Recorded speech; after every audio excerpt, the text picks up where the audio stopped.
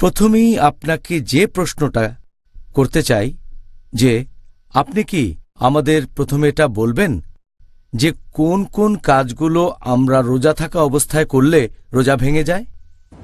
আলহামদুলিল্লাহ ওয়াসসালাতু ওয়াসসালাম আলা রাসূলিল্লাহ ওয়া আলা আলিহি ওয়া সাহবিহি আজমাইন, আম্মা বাদ। আউযু বিল্লাহি মিনাশ শাইতানির রাজীম। বিসমিল্লাহির রহমানির রহিম। রব্বি ইশরাহ লি সাদরি ওয়া ইয়াসসির লি আমরি ওয়াহলুল উকদাতাম মিন লিসানি ইয়াফকাহু কাওলি।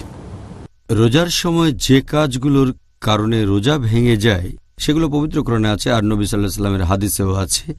আল্লাহ পবিত্র কোরআনে বলেছেন, সূরা বাকারা অধ্যায় নম্বর 2 আয়াত 187, তোমাদের স্ত্রীদের সাথে সঙ্গত হও এবং আল্লাহ তোমাদের যা দিয়েছেন তা কামনা করো, অর্থাৎ সন্তান, এবং তোমরা পানাহার করো যতক্ষণ রাতের কালো রেখা থেকে সকালের সাদা রেখা স্পষ্ট না হয়। এরপর রোজা রাখবে, রোজা পূর্ণ করবে রাত না আসা পর্যন্ত। এখানে আমরা 3টা কাজ পাচ্ছি: খাওয়া দাওয়া, পান করার সহবাস। এছাড়া সহিহ হাদিসেও কিছু কাজের কথা বলা হয়েছে যেগুলো নিষিদ্ধ। রোজা ভাঙার কারণগুলোর যদি ক্যাটাগরি করেন তাহলে সব মিলিয়ে মোট 10টা কারণে আমাদের এই রোজা ভেঙে যেতে পারে। এগুলোকে 2টো ক্যাটাগরিতে ভাগ করা যায়। প্রথম ক্যাটাগরিটা হচ্ছে যে সেই কাজগুলো যেখানে আমাদের শরীরের ভেতরে কিছু ঢোকাচ্ছি।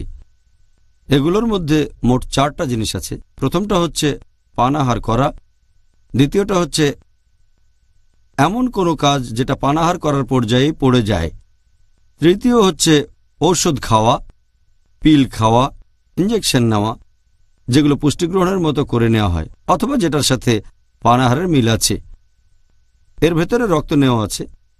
4 নম্বর, এটা অনেকটা কিডনি ডায়ালিসিসের মতো, যেখানে রক্ত বের করা হয়, বিশুদ্ধ করা হয়, কিছু পুষ্টিকর উপাদান দিয়ে আবার শরীরে ঢোকানো হয়।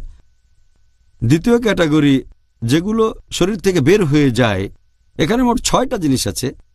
1 নম্বর হলো সহবাস করা, 2 নম্বর হস্তমৈথুন করা, 3 নম্বর হলো রজস্রাব, 4 নম্বর প্রসব পরবর্তী রক্তস্রাব, 5 নম্বর হচ্ছে ইচ্ছে করে বমি করা, আর 6 নম্বরটা হচ্ছে শরীর থেকে রক্ত বের করা, যেমন ইঞ্জেকশনের মাধ্যমে বা এই ধরনের কোনো কিছু।